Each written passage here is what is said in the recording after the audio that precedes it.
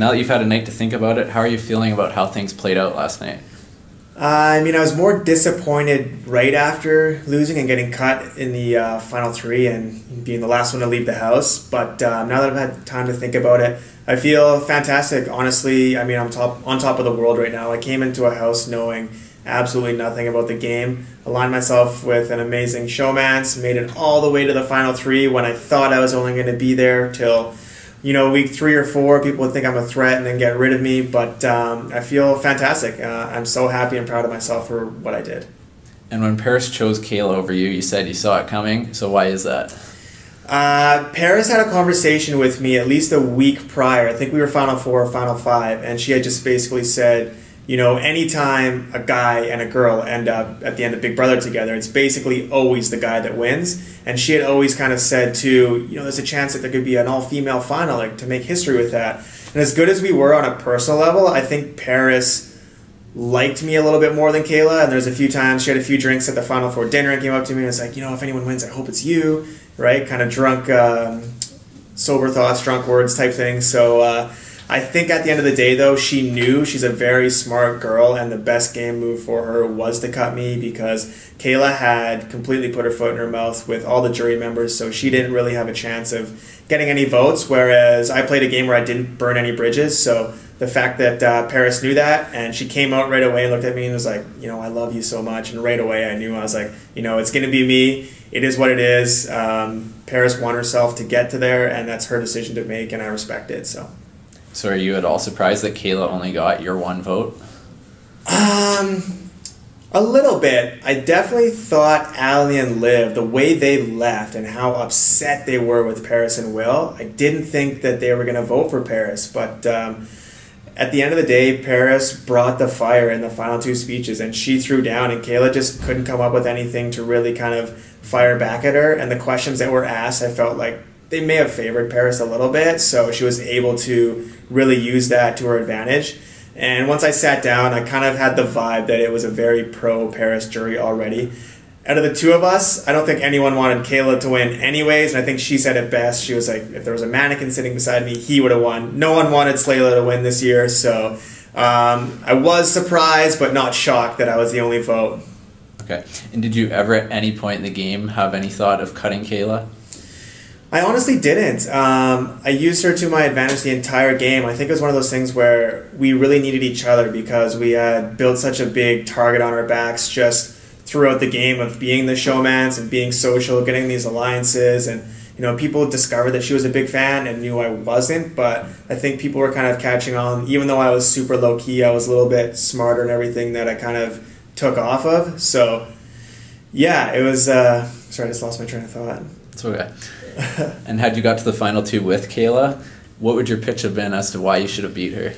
If I got to the final 2 with Kayla, my pitch would have been simple and straightforward. In a house full of lies, I was able to fully trust and get loyalty in one person and keep that all the way to the end of the game. I wanted to prove that, it doesn't take lies and everything to win this game. What it takes is being honest and open with one person. And me as a person, when you get to the end, you don't cut the people you care about. You take them, you protect them, you move forward with them. And no one in history had ever done that. A showmance has never made Final 2 before. So I wanted to prove that not only could I make history, but I could do it by taking someone to the end that I cared about the entire game. So I think I had the jury votes if I would have brought Kayla either way. And when you cast your vote, you said you're voting for one person you trusted and had loyalty to until the end. Yeah. Was that at all a dig at Kayla after what she was saying during her answers? It really wasn't a dig because it was my view on it. Although she wanted to cut me at the end of the show, that's never what I wanted to do, and it was never my intention. So it wasn't really a dig. It was just to say, hey, even though you wanted to cut me, I'm still here for you until the end, and you got my vote. Because we did. We played this entire game together.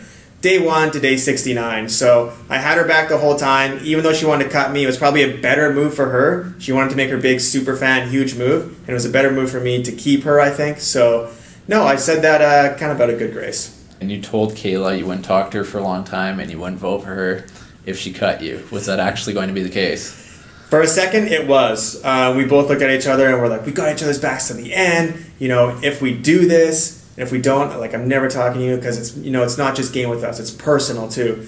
But then at the end of the day, like after all the emotions and up and down the roller coasters and hanging out and all that kind of stuff, I was just like, you know what? And I wasn't completely convinced that she would keep me. I was pretty sure she was going to keep me. I was like 90% sure she would not cut me. But that other 10% of me said, hey, she's got a psych degree. She's a huge super fan. She's here to make moves. The name Slayla didn't come from nothing. So I was like, you know what, dude? There's still a chance she will cut you. And if it does happen, it is what it is, and I'll still vote for her. And what kind of relationship do you see yourself and Kayla having outside of the house? It's kind of tough because we live so far apart. I mean, we kind of talked about, hey, if one of us wins $100,000, it'd be easy to go hang out with the other person for the summer, but that isn't the case. So we're both going to have to go back to our separate normal lives across the second largest country in the world together. So it's going to be difficult, but we definitely want to keep in touch. She said she wants to come out to Vancouver and visit. So it's kind of in her hands. She wants to come out to Vancouver and visit and see what happens, then I'm down for that. But right now it's kind of taking it day by day, and we'll see how much we miss each other, right? Yeah. And do you think that you guys underestimated Paris's relationships with the jurors when you decided to leave her in the game over Maddie? We definitely underestimated that. I didn't think she had very strong relationships with many of the jury members, and people had kept telling us that they said, if Maddie stays, we're voting for Maddie. You know, Liv left the house saying there's no way she was voting for Paris or Will. Allie left the house saying, you know, Maddie, I've got your back. Paris and Will, they've been lying to you the whole time. They threw you under the bus. So when those two left, we're like, damn, like they hate Paris and Will. And Kayla and I's plan the entire time was to bring Will to the final three. We did not want to bring Paris because we knew that she was playing a little dumber than she actually was. We're like, okay, she is pretty smart. You know, she can win some stuff. Will, we're like, man, we'll be able to mop the floor with this guy if we bring him to final three. But we definitely underestimated the relationship she had and how well-spoken she really was, because throughout the season, she never ran any, you know, house meetings. She wasn't involved in a lot of conversations. She didn't win HOHs or vetoes, so she didn't stand up in front of everyone and, you know, share her 2 cents. It was just personal conversations. So just the way she kind of came off, we're like, you know, she'll be one of the weaker ones to bring. If it's Paris or Will, we're happy, but she ended up bringing it, so. And do you think, you were very new to the show, like you said, do you think it worked in your favor that you went in with an open mind, you didn't really know a whole lot about what was going to go on, or do you think you could have done even better if you'd studied a bit more of the game before you went in? No, I definitely think going in with a completely open mind was to my advantage. I know at the end of it, I was in a house full of both fans and a lot of super fans, and I think they all went in with specific plans, and when their plans got off track, they got worried, and I think that really affected their game. Where I went into the house and I was, you know, kind of being able to bounce around and learn, right? So I lost a comp and I'm upset, but it's good that I lost because now I'm not viewed as a target, and, you know, I get in this relationship, move into this alliance, create more alliances. You know, at one point I was like, am I doing too much or not enough? But at the same time, I was learning so much from Kayla and everyone else in the house. I think it was very advantageous for me to come in without knowing anything, because I was able to kind of be moldable and learn. I'm good at learning on the fly, so it was easy for me to kind of take a hold of what I needed to take a hold of and just say, hey, you know, I don't have to win for the first little bit, but I am a target, so I'm going to have to start winning at some point. And then when I did, I kept winning, so it worked out for me. Right, I agree. And any final thoughts on the whole experience?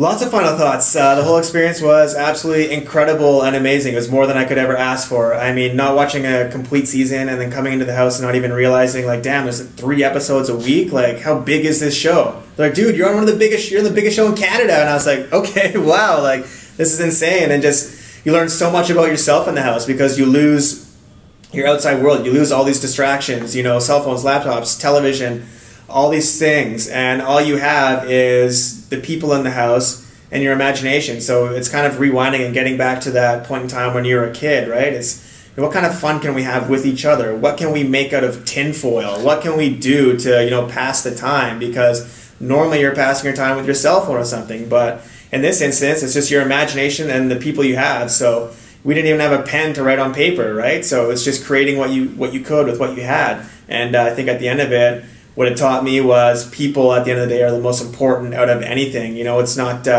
where you are, it's who you're with. And I was in a Big Brother Canada house with 15 other amazing people, and it was incredible.